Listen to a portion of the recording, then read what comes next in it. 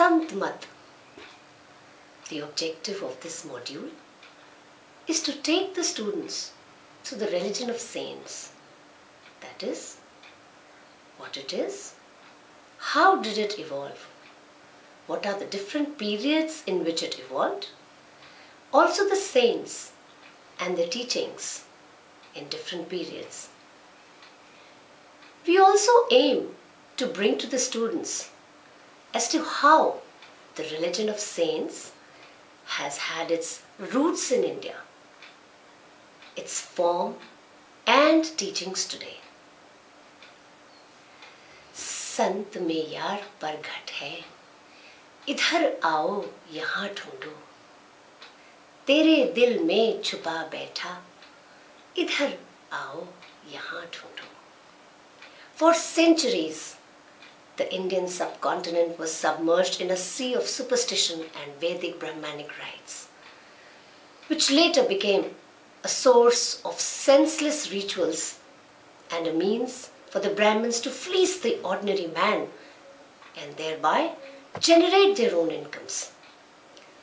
Since the actual meaning and rationale behind these rites and ceremonies got lost over the years. Centuries before the birth of Sant Kabir, a succession of Muslim invaders had attacked India.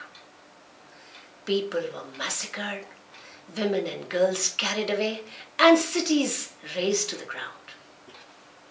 Non-Muslims were forced to convert to Islam, else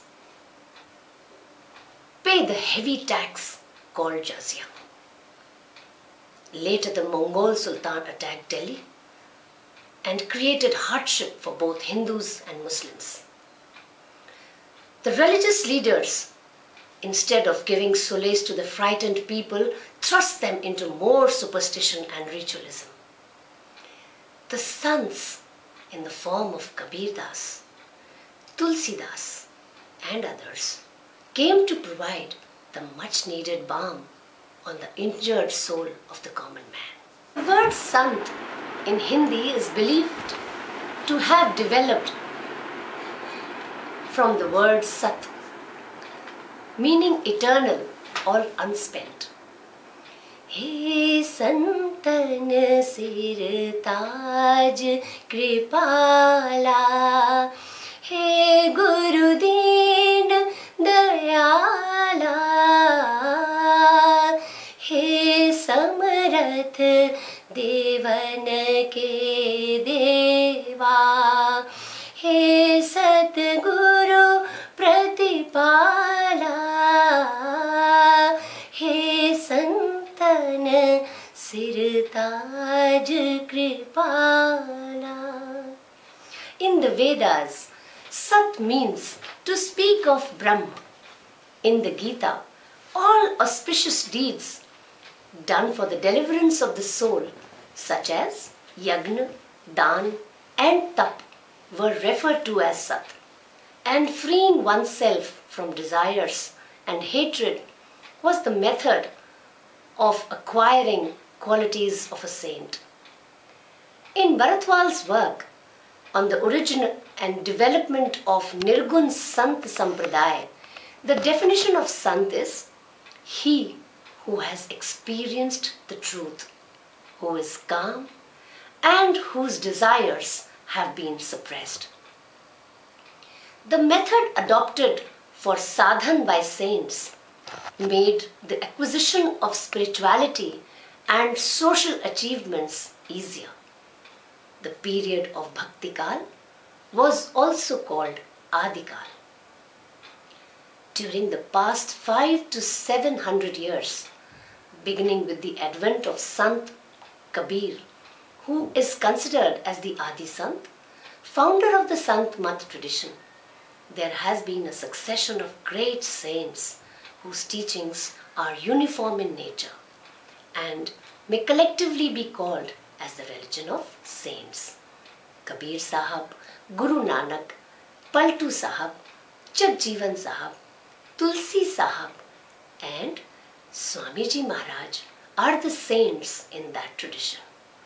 Some of the Sufi saints like Shams Tabriz and Maulana Rumi are also included among them. These saints have spoken of higher regions of creation beyond Par Brahm Pad of the Vedic religion tradition. They are all Nirgun Bhakti saints, and they have all stressed on the importance of bhakti of a true guru. Saints have stressed on the importance of bhakti of a true guru, concentrating on and listening to the ever reverberating internal spiritual sounds via meditational practices, living an ethical and moral life, stressing the brotherhood of man and attaining oneness with the Lord. Bhakti and Santmat. Saints compiled the knowledge of Vedant with emotions and sentiments and took Brahm to the masses. The saints did not oppose the Muslim faith and based on Sufi philosophy promoted bhakti. Parashuram Chaturvedi has said that the saints took the principle of Advait from the Hindu darshan, the Karmavad, Janmantarvad and devotional worship from Vaishnavas, Shunyavad, non-violence and the middle path from Buddhism, monotheism and brotherhood of man from Islam, and the concept of love for the Lord from Sufis. They use this mixture to start a new panth or cult. Most of the saints were neither very educated nor had they read the epics. They symbolized the common man. They established a lok dharma and spoke mainly of their own religious experiences. Saints like Kabir Das, Surdas, Goswami Tulsidas, Tukaram, Namdev, Gyaneshwar and Mirabai were saints from North India. While Surdas, Tulsidas and Mirabai were Sagun Bhakti saints, Kabir, Tukaram, Namdev, Gyaneshwar, Dadu Dayal and many others were Nirgun Bhakti saints. The teachings of all saints are similar. They teach that this karta or doer resides within each person and in every void and soul. No place or being remains empty of the Lord's presence. It is just that He is unseen because Maya has covered all jivas and particles so firmly that the Atma has forgotten its creator and is immersed in sorrows. If the Atma does not make the effort to turn away from Maya, its sorrows and separation from the Lord can never be diminished. The saints warn the masses that Maya is man's greatest enemy and deceives man, sometimes in the form of an attractive maiden and sometimes as materialistic wealth. The manas or mind is man's second enemy. It is very powerful and restless and is able to move across miles in an instant. The mind is subtle and so it is difficult to conquer. It is frisky. One moment it is ready to renounce the world, the next egoistic, easily filled with pride, cunning and frivolous. Santmat and the Satguru. The mind has a tendency to flow outwards. However, the saints teach a method of controlling both Maya and Man.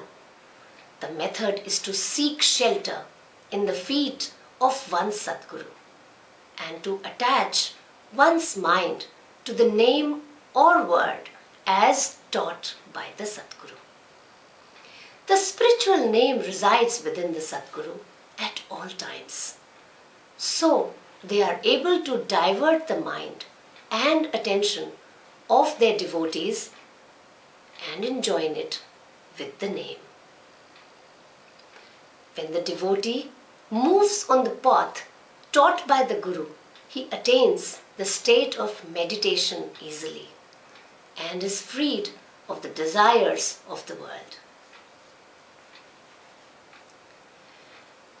The company of saints has a profound effect on the devotee. Those who take shelter at their feet are saved from all doubts and worries. The purpose for which saints take birth is to free jivas from the entanglements of man and maya and to lead them towards union with Paramatma. The formless Paramatman assumes the form of the Sant Satguru and comes into this world to deliver the jiva. They appear to be mere human beings, but are in fact undifferentiated from the Supreme Reality. They are the reservoirs and the giver of the name. Let us pray in the holy feet of Sant Satguru to deliver us from the evils of man and maya. दया करो मेरे साईयां, देव प्रेम की दात, दुख सुख कछु व्यापे नहीं, छूटे सब उत्पात. Early 10th century saints. Let us first focus on the Sagun Bhakti saints. The Sagun Bhakti saints worshipped God in some form or the other. For example, Mirabai worshipped Sri Krishna since her childhood. Sant Surdas was also a Sagun Bhakti saint who wrote immensely beautiful poetry in the love of Lord Krishna. Sant Tulsidas was another Sagun Bhakti saint who worshipped Lord Rama and wrote beautiful prose and poetry in his bhakti. Let us first talk about Sant Surdas. Sant Surdas, the poet with the inner sight, was an important saint of Bhakti movement, which sprouted in the 10th century and reformed the Hindu religion. He was a poet writing poems mainly on Lord Krishna. He is mainly believed to have been born in AD 1478 in a village called Sihi near Delhi, into a Brahmin family. Some intellectuals, however, consider his birthplace to be Runakta, a village close to Agra. He was born blind with an inborn love for Krishna. His work consists primarily of three major compilations: the Sur Saravali, the Sahitya Lahri, and the Sur Sagar. The Saravali was supposed to have 100,000 verses. It is based on the divine play of Krishna and the description of the divine holy festival played by Krishna with the gopis. It also describes Krishna as God incarnate and the actions of his life. The bhakti of Sant Surdas follows the Pushti Marg, or the path of grace, strength and affirmation. Surdas has given two forms of bhakti: Sadhan Roop and Sadhya Roop. In Sadhan Bhakti, the devotee has to make the endeavor, but in Sadhya Bhakti, the devotee surrenders everything to his Lord and seeks his refuge. In Surs Bhakti, Anugrah is the main element. Sant Surdas has written on Prem Bhakti, which gives a glimpse of the feelings of despair when one is separated from the Lord. He has also written about Sakhya Bhakti, or feelings of brotherly love, which Krishna showed towards the gopis and gwalas. In Vatsalya Bhakti, love is the essence.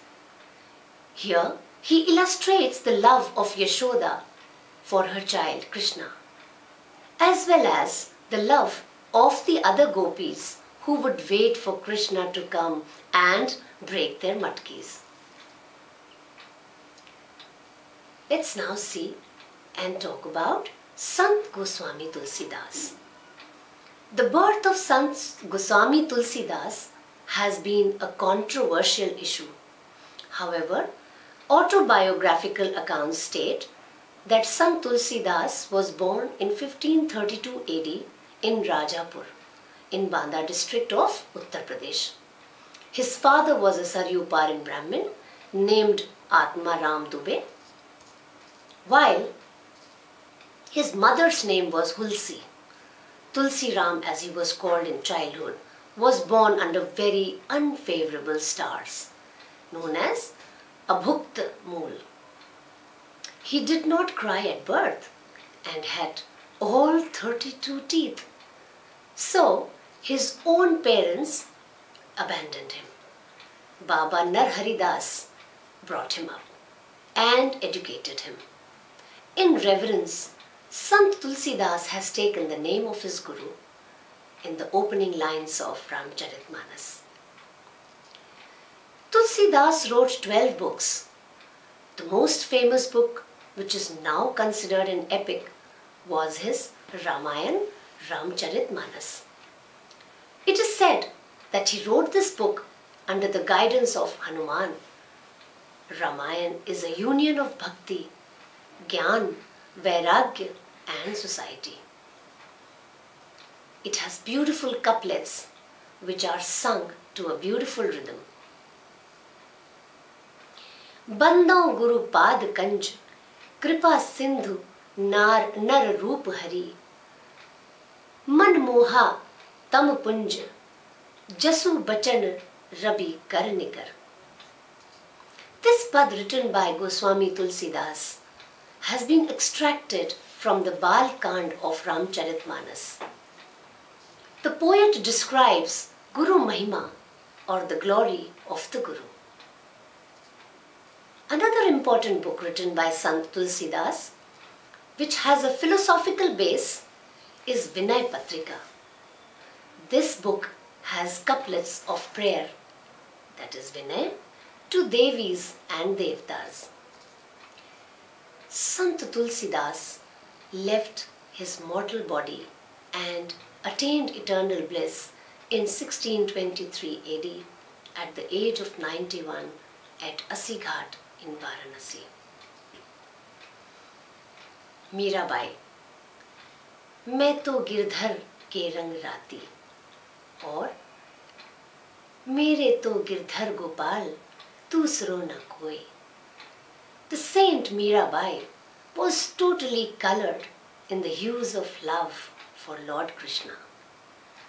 Mirabai, who was a great poet saint of the age of the great Mughal king Akbar, was of royal blood from the Rajput clan of the Rathors. She was the daughter of Rathor Ratan Singh of Mewar and the great-granddaughter of the famous Jodhaji, who laid the foundation of the city today known as Jodhpur. She was a jewel amongst saints, a Prem Yogini who had sacrificed everything for the Lord. Meera was born in a small village called Chokari in 1573 AD. In her previous birth, she had been a favorite friend Sakhya of Krishna and had taken rebirth only to express the unending divine love for him. From childhood, Meera used to worship the statue of Giridhar Lal, assuming it to be her husband. left home and roamed from temple to temple singing bhajans in his praise.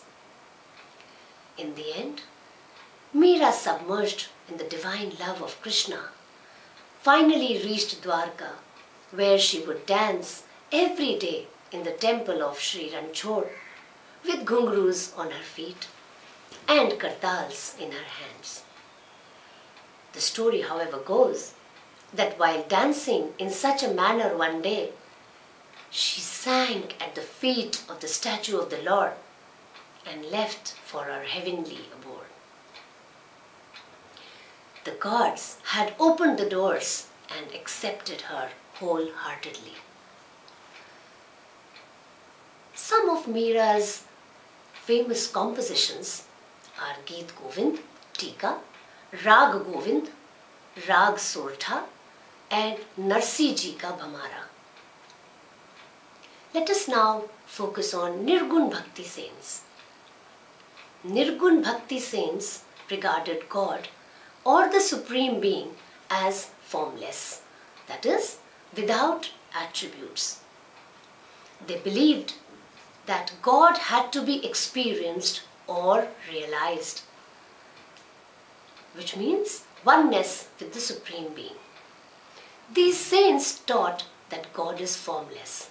It is very difficult for the human mind to focus its attention on a formless being. Following a living Guru who is spiritually awakened and well versed in spiritual practices and obeying him is the key if one sincerely wishes to realize the Supreme Being. Sant Kabir. The first name that crosses one's mind when talking of Nirgun Bhakti saints is that of Kabir Sahib. He was also called the Adi Sant. He was the eternal messenger of the Satya Purush and wanted to pull mankind out of the net of Kal. Kabir Sahib is also called the Adi Sant of the Sant Mat, that is the religion of saints, since the line of Gurus in what is traditionally called Sant Mat starts with him. He was also the first saint to reveal the name Radha Swami as the name of the Supreme Being. He came to this world when Hinduism was immersed in ritualism and superstition, and at the same time Muslim rulers had established their hold over India. He taught equality of Hindus and Muslims, equality amongst all castes, and the importance of a spiritual guru to learn the path to salvation. He stressed that the spirit in man is of the same essence as the Supreme Being. He taught Guru Bhakti through satsang, that is, attending prayer congregation presided by the Guru. He taught seva, that is service to the Guru and mankind, and meditation via the sound practice. Sikhism was also influenced by Sant Kabir. The Guru Granth Sahib, that is the holy book of Sikhs, contains over 500 verses by Sant Kabir. His poems and couplets are widely read and sung to this day.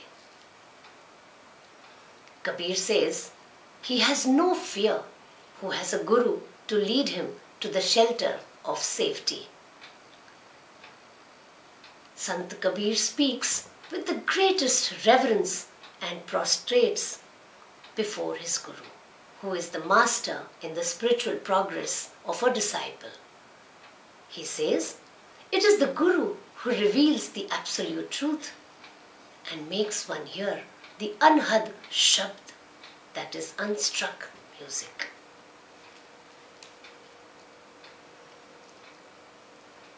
Guru Gobind do khade, काके लागू पाए, बलिहारी Guru आपने गोविंदियो बताए.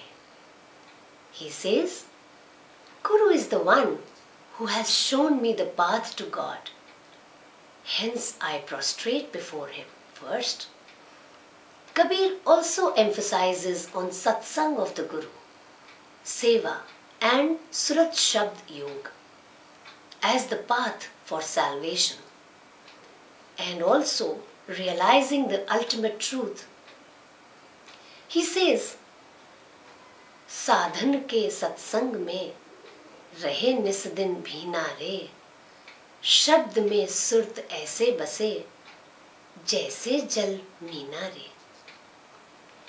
मान money को यूं तजे जैसे तेली पीना रे, दया क्षमा संतोष गही रहे अति अधीना रे।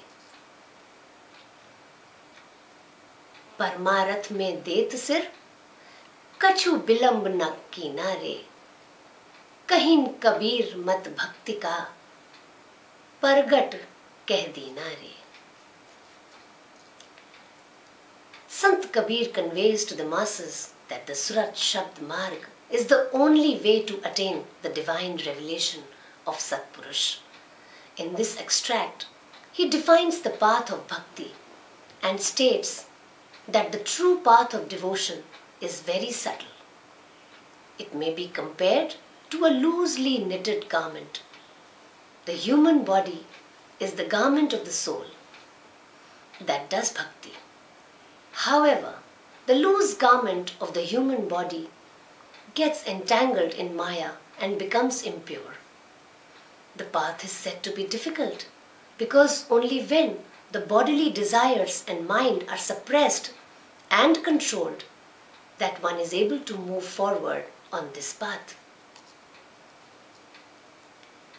To understand Sant Kabir's appeal, it is necessary to understand the background of his times.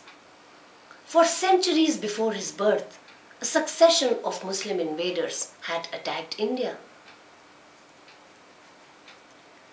People were massacred, women and girls carried away, cities razed to the ground.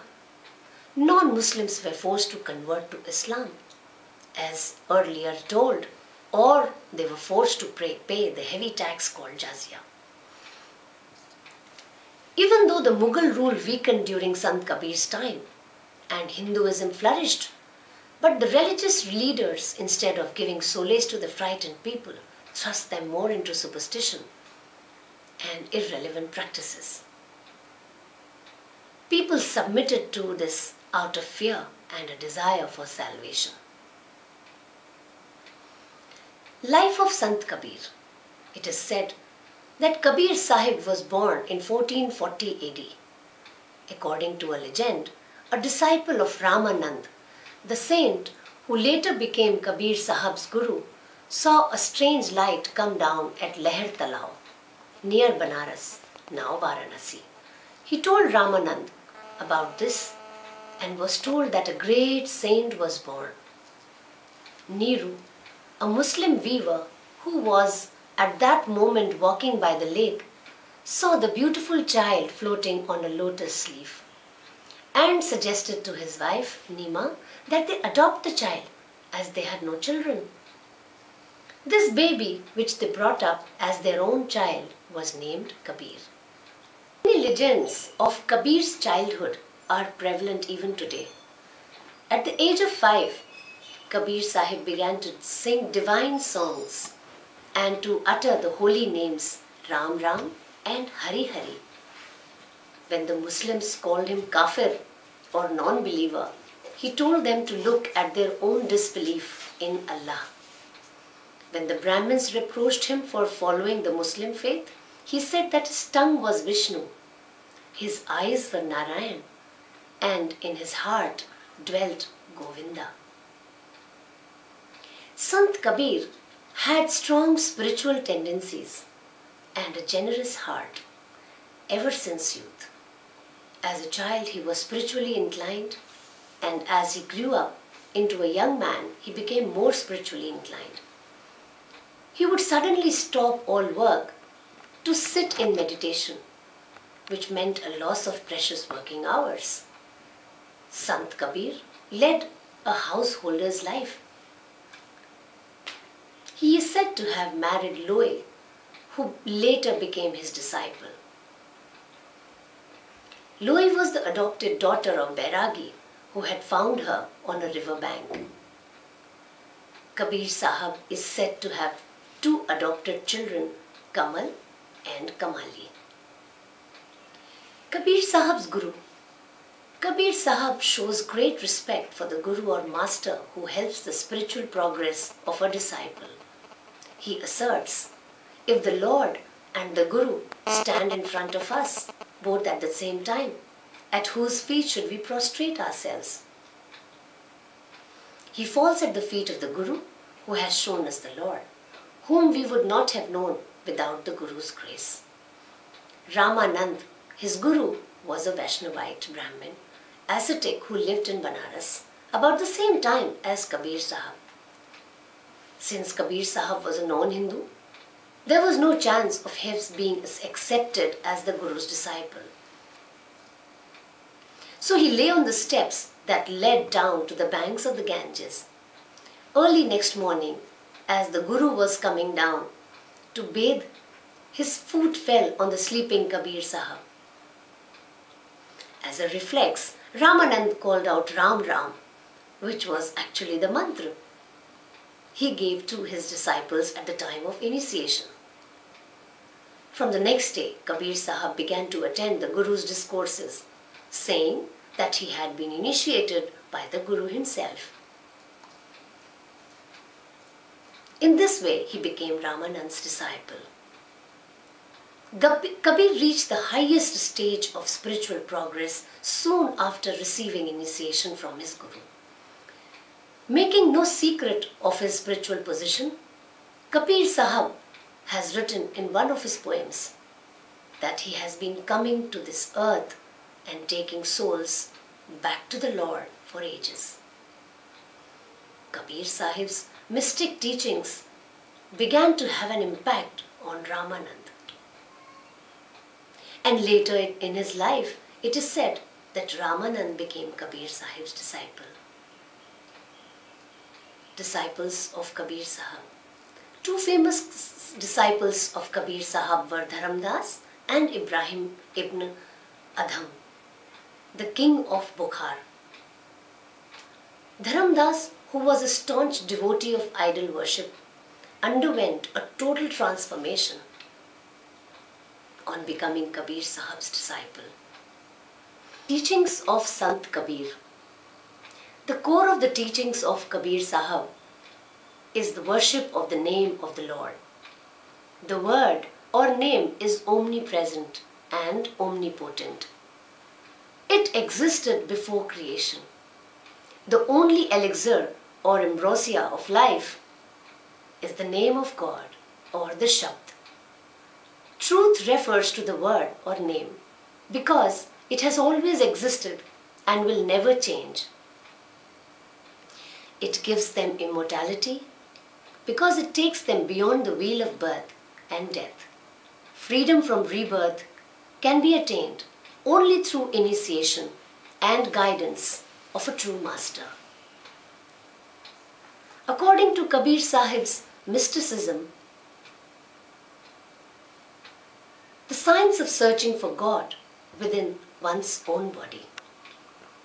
He also insisted that without initiation and guidance of a true guru or adept or master, no one can ever find freedom from the cycle of birth and death or attain salvation. The cardinal teaching of Kabir is that God and Guru are one, and the Lord comes to the earth in human form to take souls back to their original home. One must do their mystic practice while discharging the karmas. Contribution of Kabir Panth to humanity.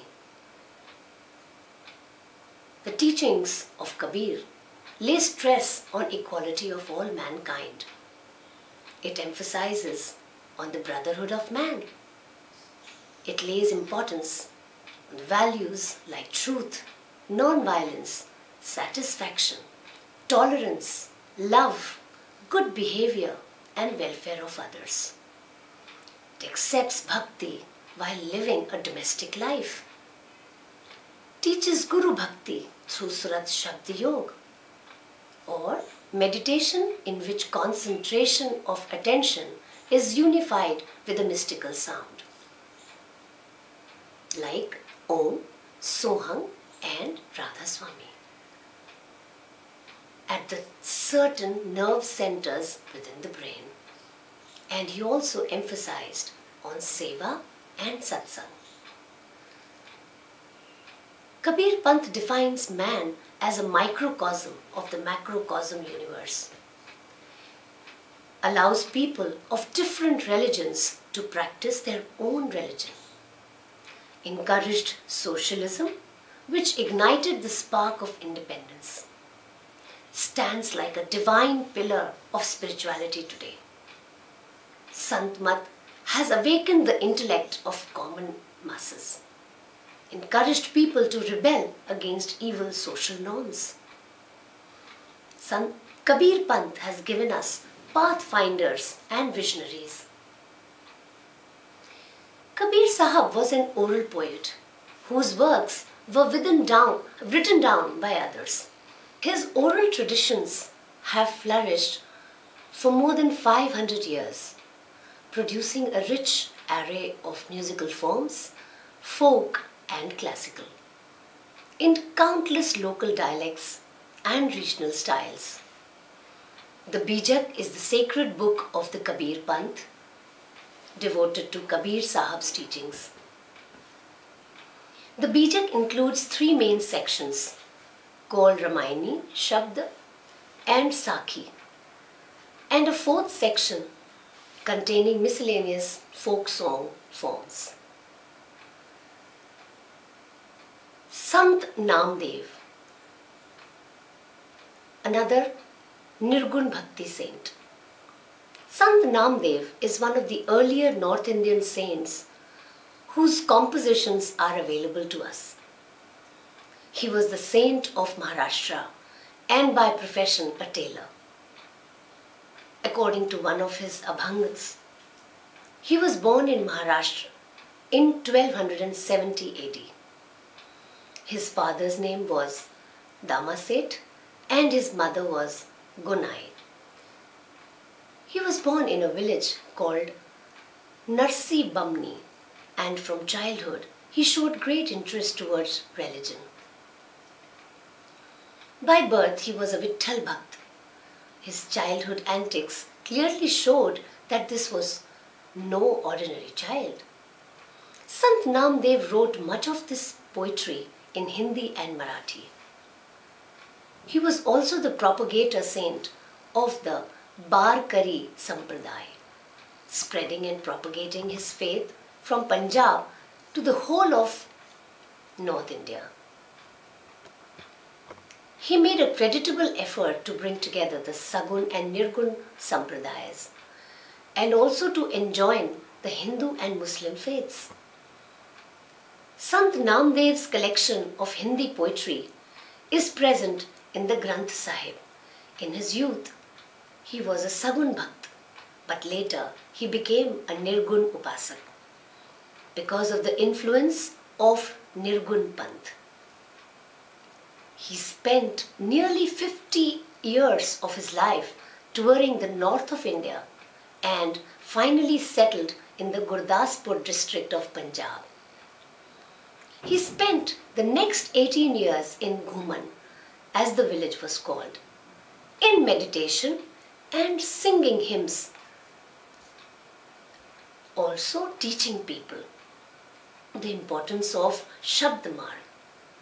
He left behind his mortal body and ascended to his heavenly abode in 1350 AD.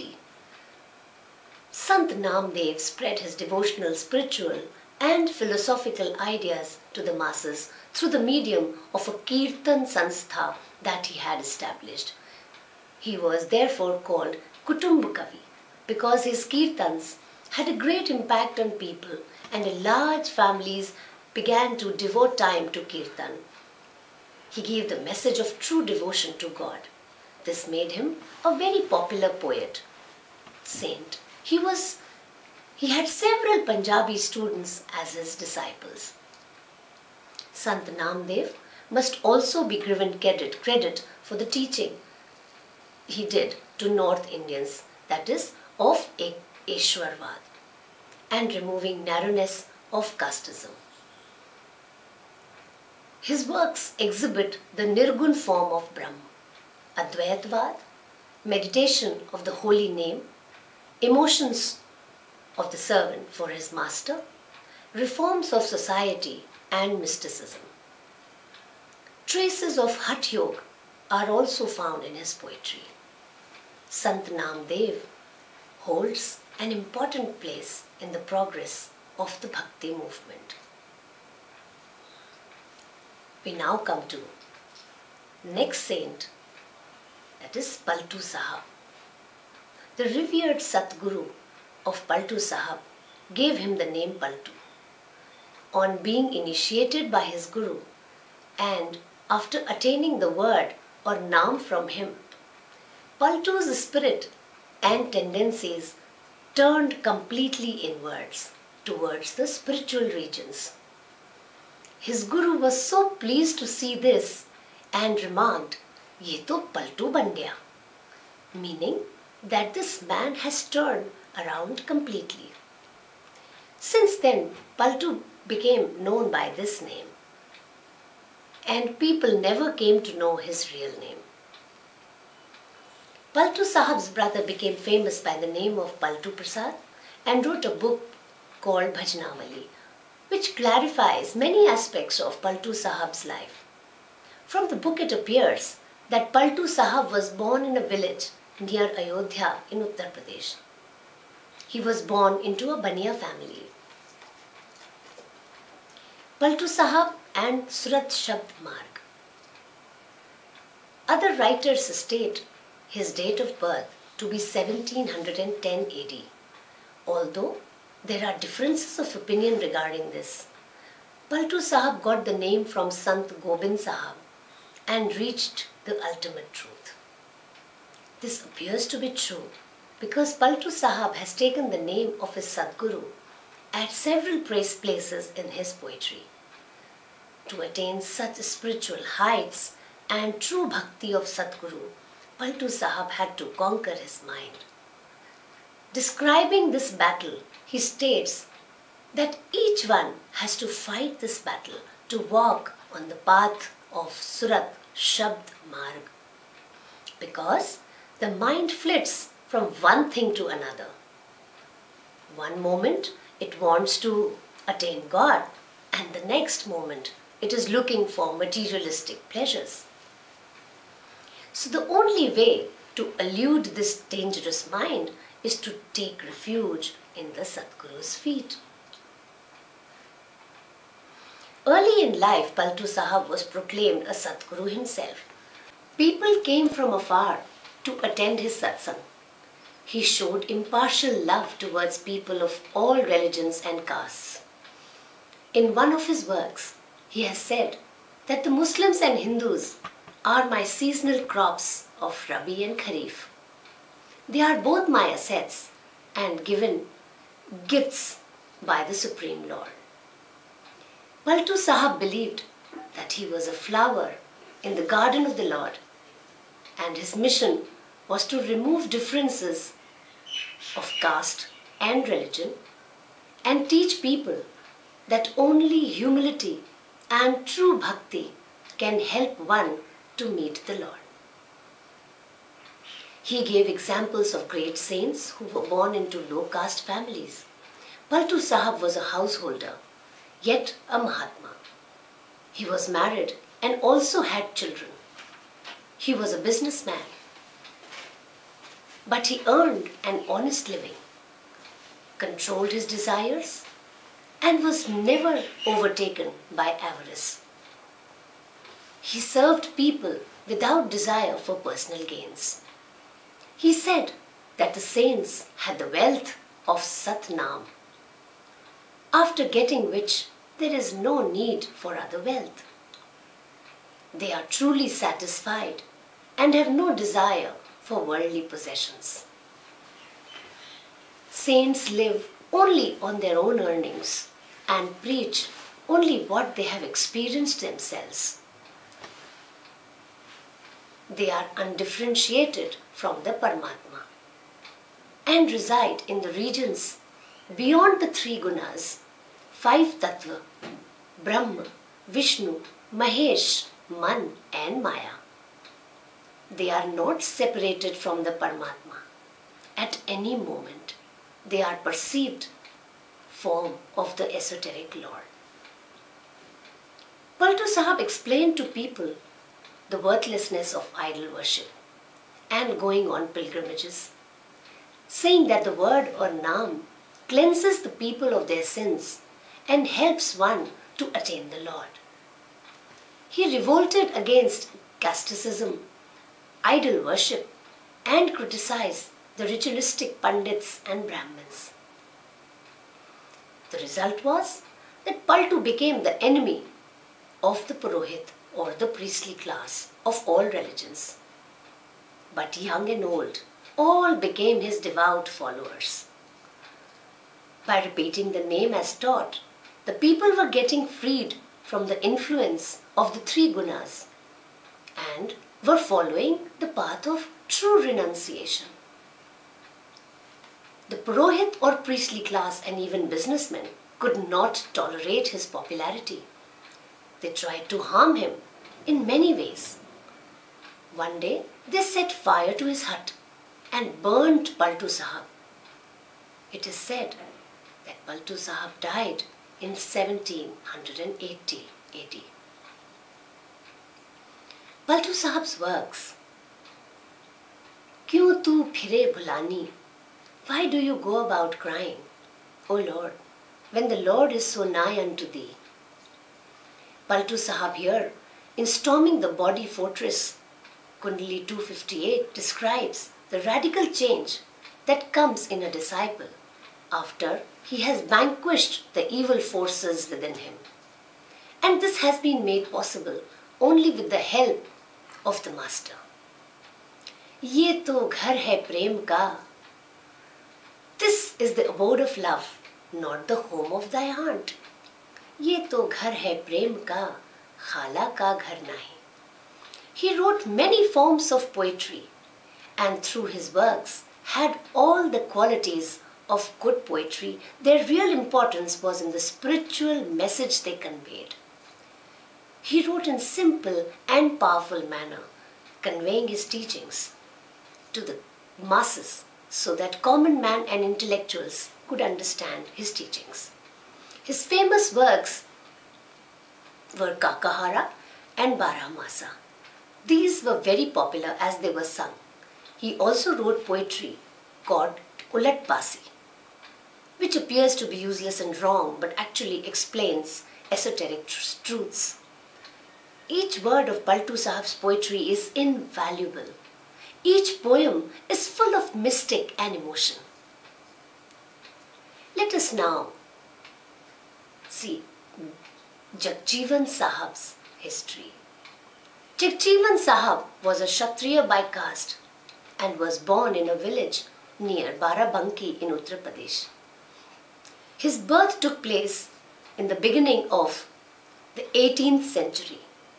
Father John Thomas's writings verify this and state that Jagjivan Sahab organized the Satnami faith and wrote an epic called Gyan Prakash around 1761. As a boy, Jagjivan Sahab used to help his father, who was a farmer. But early in his youth, he renounced worldly activities and turned towards religion and the company of sadhus. One day, a realized saint, Bulla Sahab, came with a Mahatma, Govind Sahab, who was Paltu Sahab's guru, to where his cattle were grazing grass, and asked Jagjivan for some fire to light his hookah. Jagjivan promptly ran home and brought back some fire and milk for them to drink, although he was afraid of being scolded by his father for stealing the milk. Noticing his fears, the saints comforted him, saying that the quantity of the milk in his house would increase because he had fed it to saints. Amazed, Jagjivan returned home to find the utensil filled to the brim with boiling milk.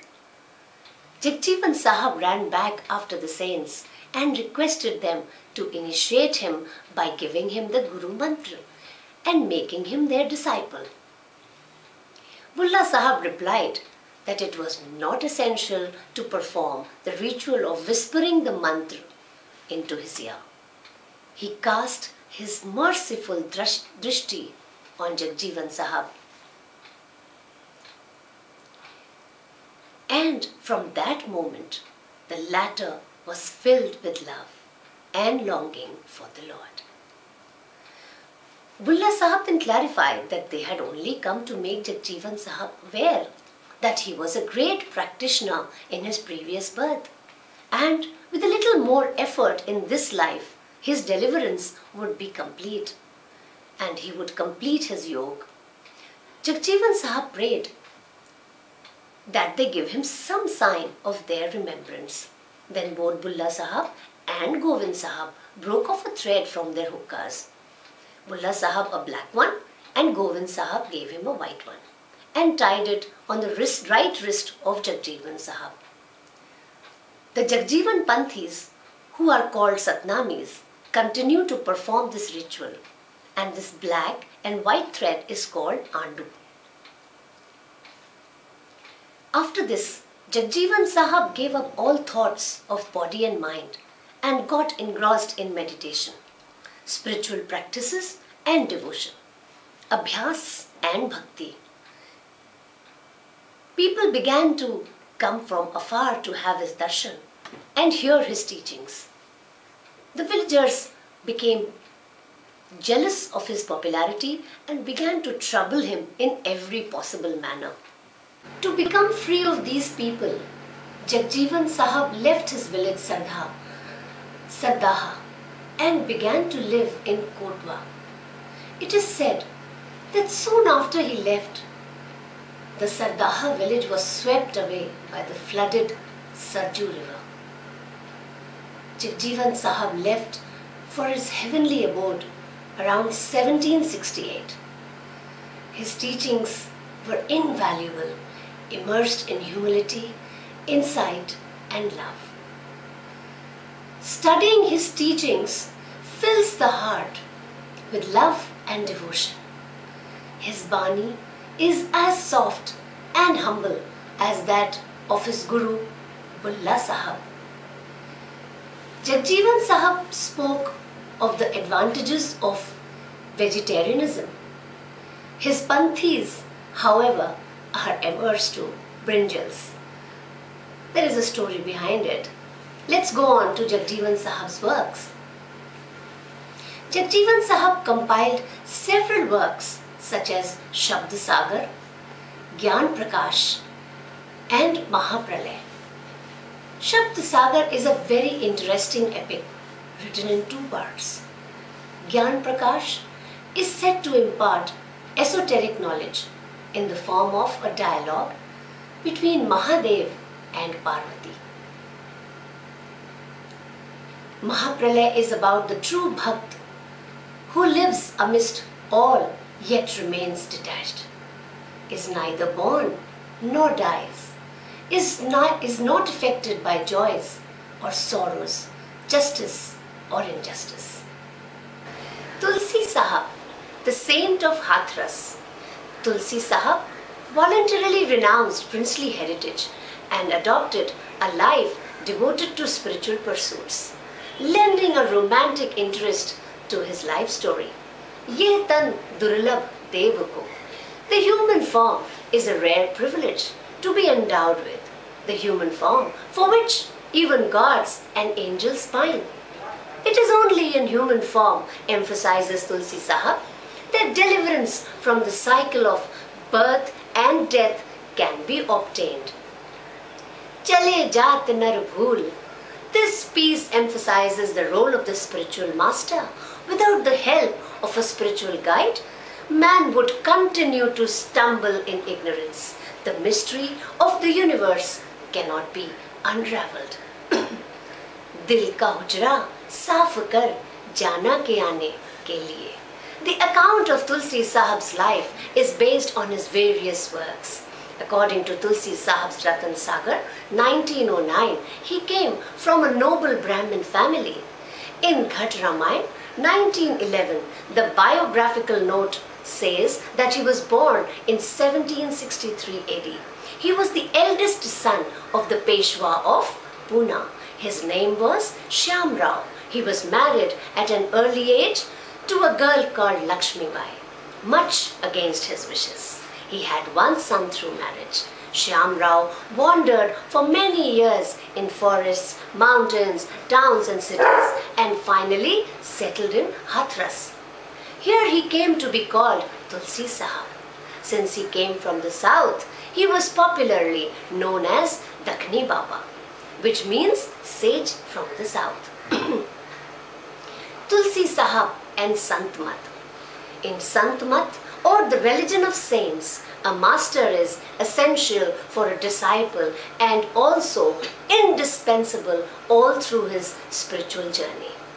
Tulsi Sahib always stressed the need for a master in his works, for he said, without the guidance of a perfect master, no one can ever get release from bondage, be it God, man, or a sage. By his writings, he attracted a large number of followers and disciples from among the high caste Brahmins as well as the low caste Shudras. Among his disciples were Seth Dilwali Singh of Agra and his wife Mahamaya, his mother, mother-in-law and sister. Tulsi Sahib came to visit these disciples and stayed on their home in Panni Gali, Agra, and held satsang there. On one such visit, Sant Tulsi Sahib once told the mother of Swamiji Maharaj that a Param Sant had incarnated in her family in the person of Swamiji Maharaj, and that she should not treat him merely as her son. Hence, his parents began to look upon him with reverence. Tulsi Sahib's explanation to Muslims and to scholars of Vedas. To Muslims, he explained that the human body is the real mosque where the Khuda lives. The way to meet him is through the third eye, the kun, the word, or the sound current, which is got only through a perfect adept, can unravel the mystery of creation. To the learned scholars of the Vedas, Tulsi Sahib explained that the teachings of Sant Mat were beyond the reach of Vedas and Puranas. It is not external observances but God realization that leads to true renunciation. He explained the path given by Kabir and said that the method of Sant Mat has always been the same. Tulsi Sahib explained that all gods worshipped are within the bounds of law of karma. The scriptures promise salvation after death. Salvation is of true value if it is attained now while living. The true path is that which offers salvation while living. The saints come to emancipate sinners, not to kill them. Tulsi Sahib emphasized the importance of controlling worldly desires in order to attain salvation. He said desires led to actions, which is the cause of transmigration of soul. Therefore, one must break the cycle of karmas to be free from the cycle of births and deaths. This can only be done only in human form. So the human birth must not be wasted. Tulsi Sahib's teaching of spiritual practice. Tulsi Sahib stressed the necessity of withdrawing consciousness from the 9 portals of the body and bringing it to the 10th portal or the eye center. Entering through this door with the grace and company of the Master is like dying while living. Gyaneshwar Sahab. Gyaneshwar Sahab has been a source of inspiration to the saint poets of Maharashtra, a philosopher, a yoga master and the enlightened one. Yet he lived for only 26 years. By the grace of the Almighty, he was born in the home of a Vitthal Panthi. On the banks of the river Godavari, he had 2 brothers and 1 sister. Gyaneshwar Sahab assured the Dalits that even they would attain heaven. He gave this assurance on the basis of the Gita. He wrote a commentary on the Gita in the common tongue and invented Marathi as it is spoken today.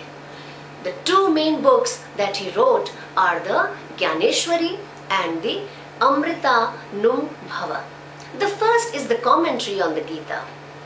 Amrita Numbhava means the experience of ambrosia.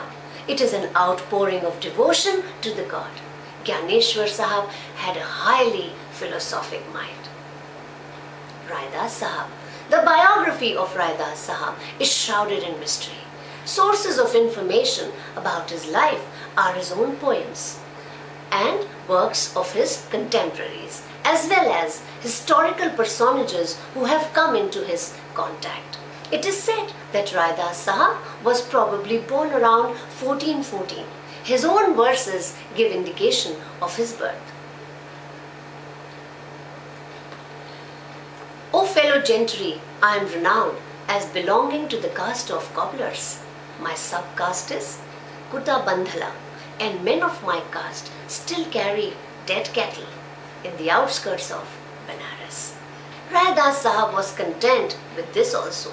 He carried on the ancestral profession of a cobbler for a living, but he used only leather of dead animals. Ravidas Sahab once tore open the skin of his chest and showed the Brahmins his gold-like shining sacred thread, his inner light. They were blinded and astonished by this. This was the last people saw of Raidas Sahab. He disappeared thereafter from the world, leaving behind only his footprints, which are preserved at Chittor.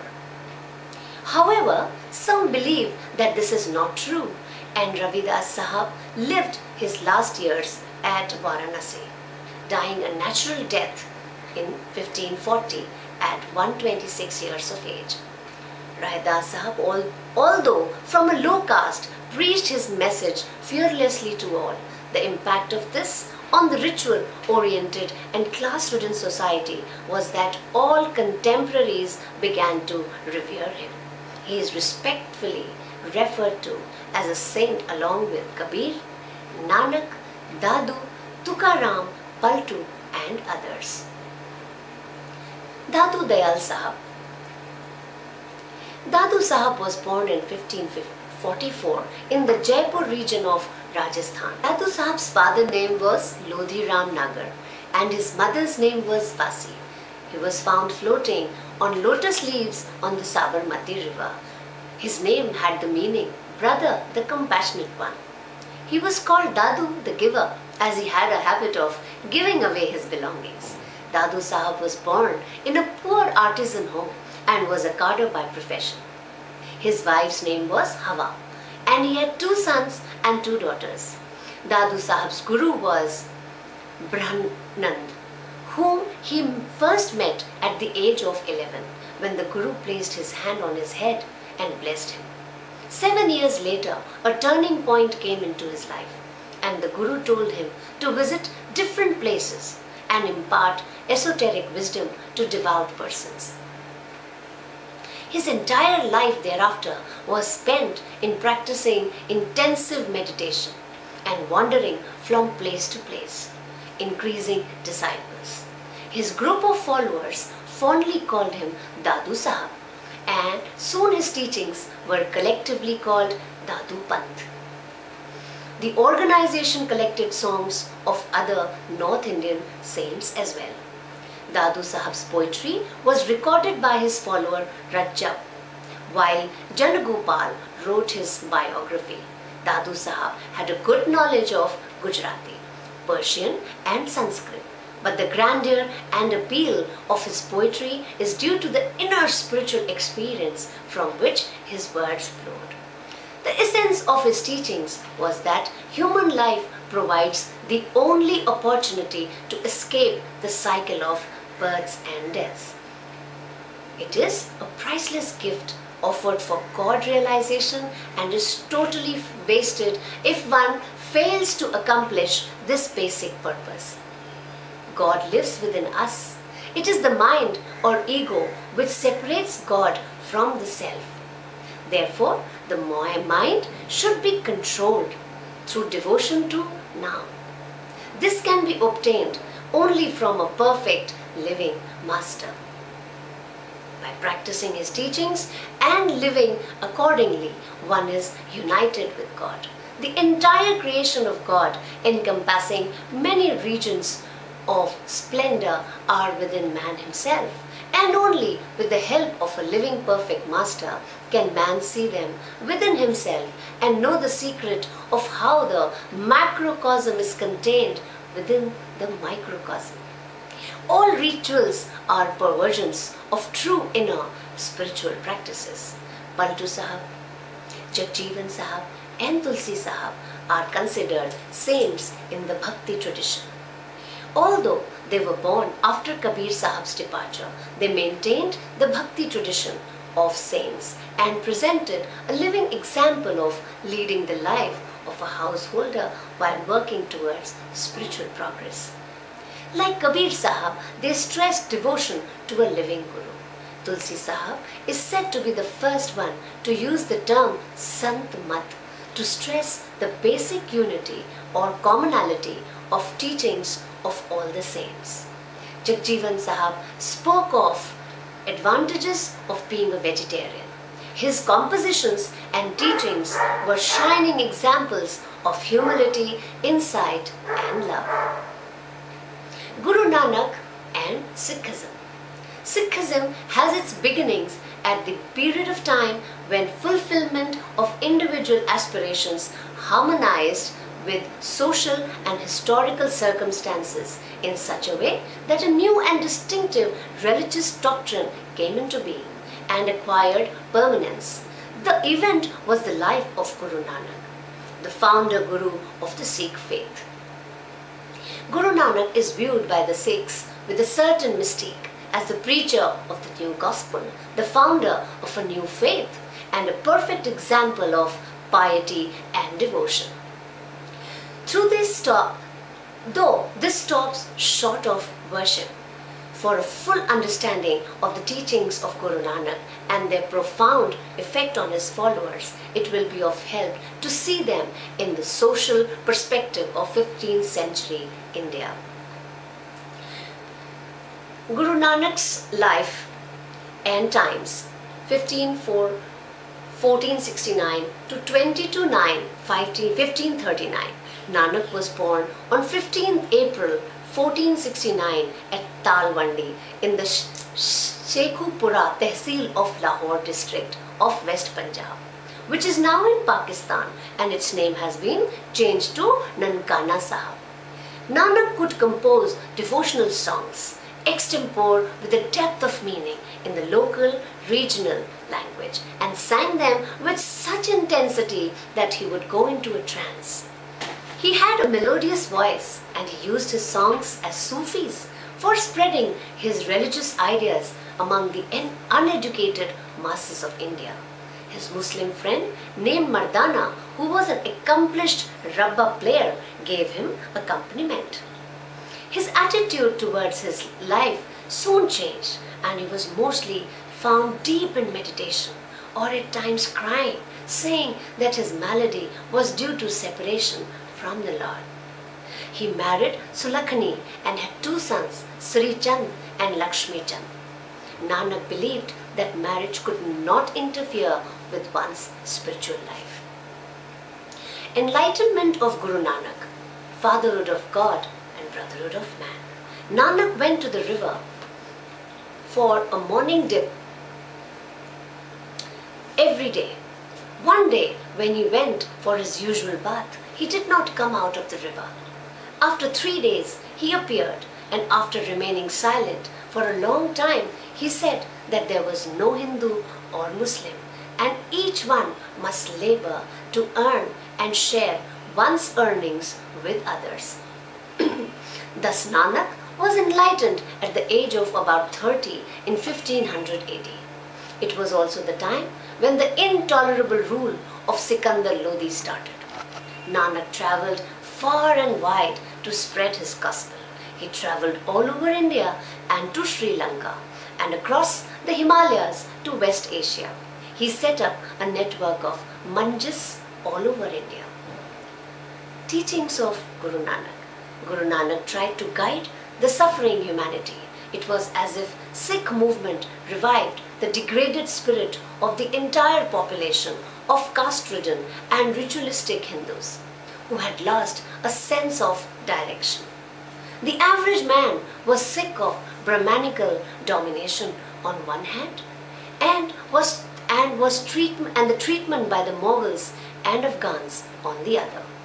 Guru Nanak's teachings were a soothing balm for their bruised souls. The basic slok or Mool Mantra of Sikhism is the crux of the Guru's teachings. The sum total of Sikh philosophy is Ek Omkar, that is, one primordial reality. The Guru Granth Sahib, the Sikh scripture, starts with Ek Omkar Satnam Karta Purak Nirbhav Nirvaru Akal Murat Ajuni Sai Bhang Gur Parsadi, meaning there is but one God. His name is Eternal Truth. He is the creator of the universe and maker of everything. He is devoid of fear and enmity. He is immortal, unborn and self-existent, and is made known to men by the grace of the Guru or the enlightened. Here we see that first of all, the Guru emphasizes the unity of God. He rejects the idea of many gods, polytheism, as in Hinduism. He believed that one God is the true name or the ultimate truth or the word Shabd. It is formless and nirgun, without qualities, and is neither born nor dies. It is omnipresent and eternal, and it resides in the human heart. Nanak followed a code of conduct which required all to rise early before dawn and repeat his name and meditate on his greatness. This could be done, he said, individually or in a group, sangat, in Gurudwara or at home. By constant Naam Simran, the 5 evils of lust, anger, greed, attachment and pride will be conquered gradually. Then a state of samadhi or bliss is reached. Ajapa Jap becomes a part of the person's mind, and a desire to do good to others becomes stronger. Guru Bani is the soul illuminating, all-powerful sword with which the tensions of day-to-day life may be cut off and everlasting peace attained.